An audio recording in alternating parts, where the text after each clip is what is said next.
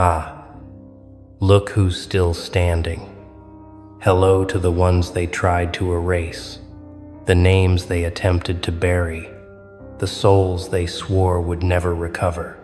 Hello to you, the impossible equation they couldn't solve, the variable that broke their entire system. They had everything, didn't they? They had lawyers with briefcases full of threats, connections that could make phone calls and end careers, a whole network of people willing to lie for them, resources you couldn't even imagine, and a plan so calculated they thought it was foolproof. And what did you have? Nothing but that one move, that one moment, that one decision that flipped the entire board and made them destroy themselves trying to stop you. Let's talk about what really happened here. Because the truth is so much darker and so much more beautiful than anyone wants to admit. They didn't just want to beat you. They wanted to delete you from existence, to make it so that when people searched for your name, nothing would come up. They wanted you erased from memory, scrubbed from the record, like you never existed at all, like you were just a bad dream they could wake up from. They assembled their entire arsenal, their lawyers drafting documents, their connections making calls, their network spreading stories, all designed to make you disappear. And here's the part that's going to sting them forever. In trying to destroy you, they exposed every single crack in their own foundation.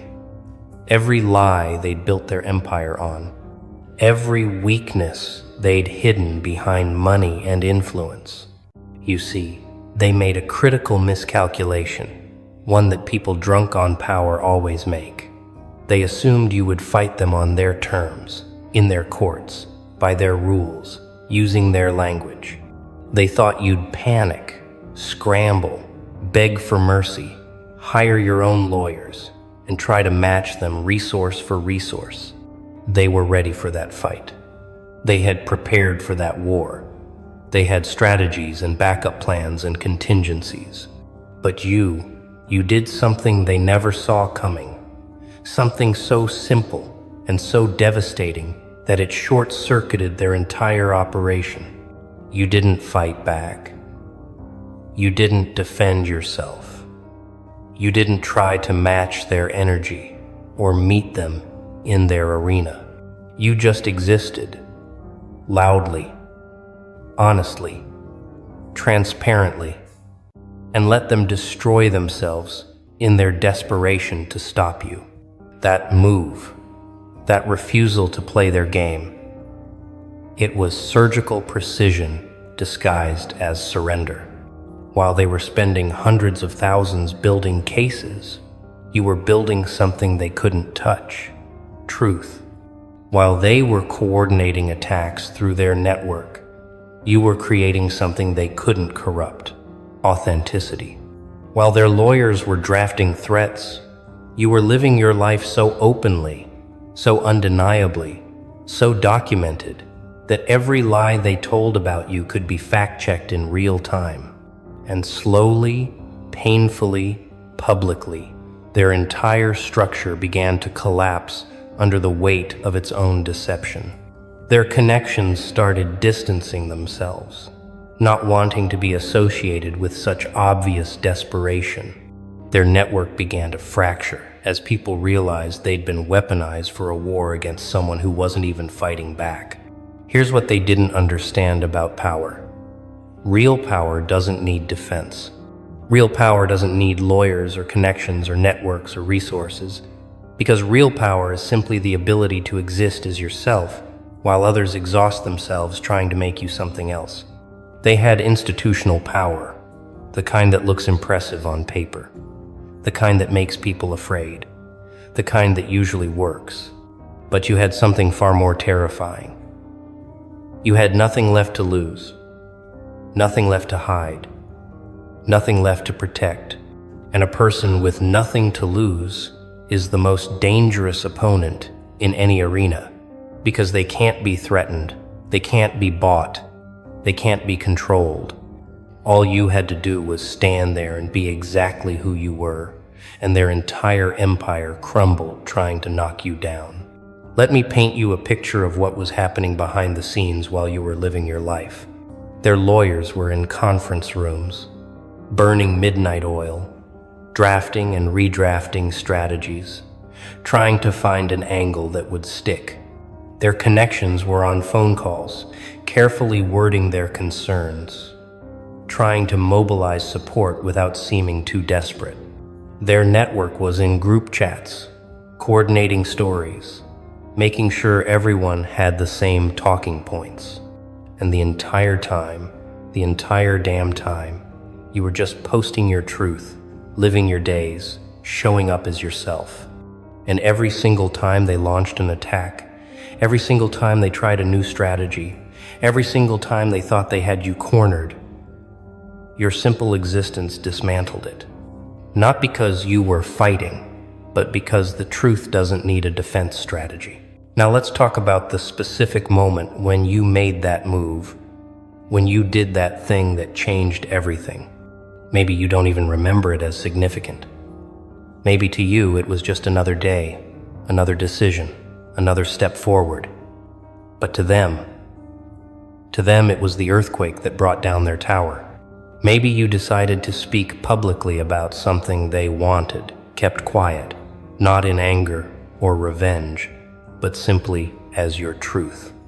Maybe you walked away from a situation they expected you to cling to, taking your dignity with you when they thought you'd beg to stay.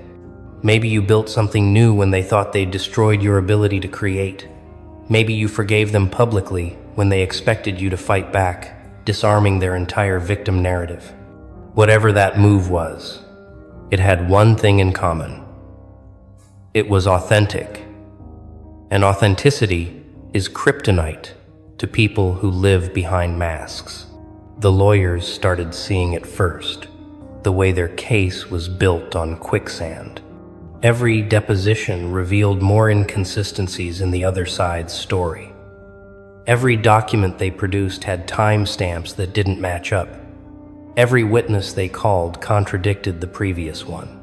The lawyers, professionals who'd done this 1,000 times, started getting that look in their eyes, that recognition that they were on the wrong side of truth and no amount of legal maneuvering was going to change physics.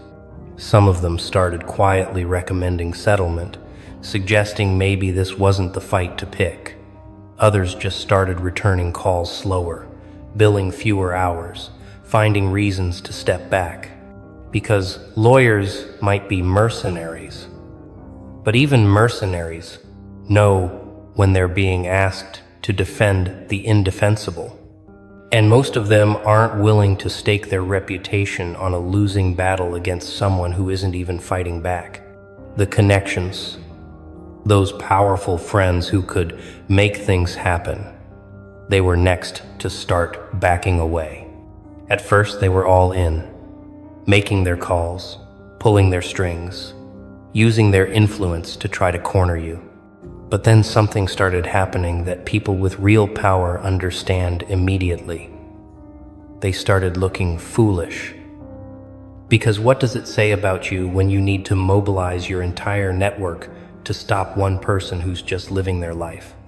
What does it say about your story when everyone you call starts asking questions instead of just helping?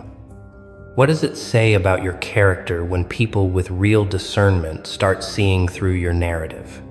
So one by one, these connections started getting too busy to help, started having conflicts of interest, started suggesting maybe there were two sides to this story. Not because they suddenly became good people, but because they're allergic to association with public failure and you were making them all look desperate. The network, that beautiful web of people who would say whatever they were told to say, that started imploding in the most spectacular way. Because here's the thing about networks built on manipulation. They're only as strong as the benefits they provide, and you made association with them toxic. People started getting asked questions, started having to explain why they were so invested in destroying someone who never did anything to them. The inconsistencies in the stories became glaring. The coordinated attacks became obvious. The desperation started smelling like guilt. And slowly, members of that network started doing something they never expected to do. They started deleting their own posts, walking back their own statements, quietly distancing themselves from the campaign. Not because you threatened them, not because you fought back, but because being associated with that level of desperate dishonesty was damaging their own credibility. Here's where it gets truly beautiful, in that dark, poetic justice kind of way. Every weapon they used against you became a boomerang. Every lie they spread got fact-checked and exposed, making them look worse. Every legal threat they made got documented, proving harassment. Every connection they tried to weaponize started asking them uncomfortable questions.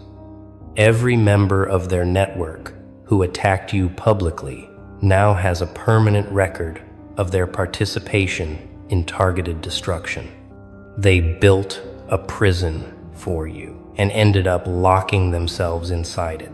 Because when you fight someone who's telling the truth by telling lies, you're building your own gallows. And the whole world watched you refuse to build anything in return, refuse to retaliate, refuse to sink to their level. And that restraint made you look like steel while they looked like rage. Let's get real about what deleting themselves actually means. Because it's not metaphorical and it's not gentle. Some of them literally deleted their social media after their attacks on you got ratioed into oblivion. Some of them deleted their credibility by being caught in such obvious lies that nobody can take them seriously anymore. Some of them deleted their reputations by going so hard after someone who didn't deserve it that now they're known for that forever. Some of them deleted their businesses because the public backlash was too severe. Some of them deleted their relationships because good people started seeing who they really were. Some of them deleted their mental peace because they can't escape what they did and how badly it backfired. And all of it, every single deletion, happened because they couldn't leave you alone, couldn't let you exist, couldn't handle that you were moving on without them. You want to know the real knife twist? The part that's going to haunt them through every sleepless night for the rest of their lives? You're doing better now than you ever were before. That move you made, that thing that triggered their entire assault, it didn't just save you, it launched you. While they were busy trying to destroy you, you were busy becoming indestructible. While they were coordinating attacks, you were building something beautiful. While they were burning resources and relationships and reputation trying to stop you, you were growing in ways they can't measure and don't understand. And now you're untouchable. Not because you're protected by lawyers or connections or networks, but because you've already survived their worst and came out refined. What can they possibly do to you now that they didn't already try? What fear can they invoke when you've already faced their entire arsenal and won by simply existing? The lawyers see it now, looking at their files, looking at their billable hours, looking at the outcome, all that work, all that strategy, all that expensive expertise, and they achieved nothing except making their client look obsessed. The connections see it now, quietly removing themselves from group chats, pretending they were never that involved, hoping nobody remembers the calls they made. They protected their own reputation by abandoning ship, and now your opponent is alone, realizing that money can't buy loyalty when the cause is indefensible. The network sees it now. Those who participated in the attacks quietly deleting evidence, changing their stories, hoping the internet forgets. But the internet never forgets, and neither do you. And neither does anyone who watched this play out. They're all living in the shadow of their own actions now, and that shadow is long and cold and permanent. Here's what nobody tells you about winning against institutional power. It doesn't feel like winning at first. It feels like drowning when you made that move, when you did that thing that triggered their response. It probably felt terrifying. The lawyer's letters arrived, and your hands shook. The connections started making calls, and you felt walls closing in. The network began their campaign, and you watched lies spread faster than truth. In those moments, you probably wondered if you made a mistake, if you should have stayed quiet, if you should have played their game. And that's exactly when you needed to trust that your move was right. Even when it looked like you were losing. Even when they seemed unstoppable. Even when everyone was telling you to give up. Because the thing about truth is it works on a different timeline than lies. It moves slower, but it moves permanent. And all you had to do was survive long enough for it to arrive. They're studying you now in ways they don't want to admit. In quiet moments, in private thoughts, they're trying to understand how you did it, how you survived, what was designed to destroy you. They're analyzing that move, that decision, that moment when you should have broken but didn't, and they can't figure it out because they're looking for a trick, a strategy, a technique, when the answer is so much simpler and so much more terrifying to people like them. You were just yourself. You told the truth. You didn't need their approval or fear their disapproval. That's not a strategy they can counter because it's not a strategy at all. It's integrity. And integrity is invisible to people who've spent their lives playing games. They're trying to reverse engineer authenticity, and it's like trying to fake genuine laughter. Everyone can tell it's not real. Let me tell you what you look like to them now. Because perspective matters, and you should know the view from their side. You look like a ghost that won't die, a problem that won't solve, a story that won't end the way they wrote it. You look like their biggest failure, the one that got away, the battle they lost despite having every advantage. You look like evidence of their impotence, proof that money and connections and networks can't beat simple truth. You look like a warning to others. Don't try what they tried. Don't go after someone like that. Don't make the same mistake. And most of all, most painfully, most unforgivably, you look happy. You look like you've moved on. Like you're thriving, like their entire assault was just a minor inconvenience in your story. And that might be the most devastating thing of all. We need to talk about the specific anatomy of their self-deletion, because it's important to understand how comprehensive their failure was. Financially, they hemorrhaged resources on a battle they couldn't win. Money that could have built something now gone to lawyers and PR and damage control. Socially, they burned bridges with people who saw what they were doing and wanted no part of it. Isolation they created through their own actions. Professionally, they're now associated with this failure, this desperate attack, this public meltdown. And reputation is currency they can't get back. Emotionally, they're trapped in obsession, still thinking about you, still analyzing what went wrong, still unable to let go while you've already moved on. Spiritually, morally, whatever you want to call it, they know what they did. They know it was wrong, and that knowledge lives in them now forever, eating at them from the inside. The beautiful irony. The poetic justice that makes this whole thing feel scripted by karma itself is that they created exactly what they feared.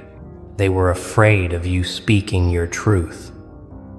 So they attacked you, which made your truth more credible and more important. They were afraid of you gaining support. So they isolated you, which made people sympathetic to you. They were afraid of you moving on, so they kept coming after you, which proved you were a threat and made you stronger. They were afraid of looking weak, so they brought overwhelming force, which made them look terrified. Everything they did to stop you accelerated exactly what they were trying to prevent, like trying to put out a fire with gasoline, like trying to bury a seed that was designed to grow through concrete. Now let's address the elephant in the room. Forgiveness. People are going to tell you that you need to forgive them, that holding on to this will hurt you, that you need to let it go for your own peace. And maybe that's true. Maybe forgiveness is part of your journey. But let's be clear about what forgiveness doesn't mean. Forgiveness doesn't mean pretending it didn't happen. Forgiveness doesn't mean giving them access to you again. Forgiveness doesn't mean making yourself small so they feel comfortable. Forgiveness doesn't mean carrying their guilt for them. Forgiveness, real forgiveness, means you release the expectation that they'll ever understand what they did. You stop waiting for an apology that won't come. You free yourself from the need for them to acknowledge your pain. But you don't have to forgive them for their sake, only for yours, and only when you're ready, and only on your terms. They're in a special kind of hell now, the kind that looks normal from the outside but feels like torture from the inside. They wake up and check to see what you're doing, if you've mentioned them, if you're still affected by them. They scroll through your posts looking for evidence that they hurt you, needing confirmation that they still matter, desperate for proof that their attack landed. And what they find destroys them. You, living your life, creating your content, building your future, barely remembering they exist.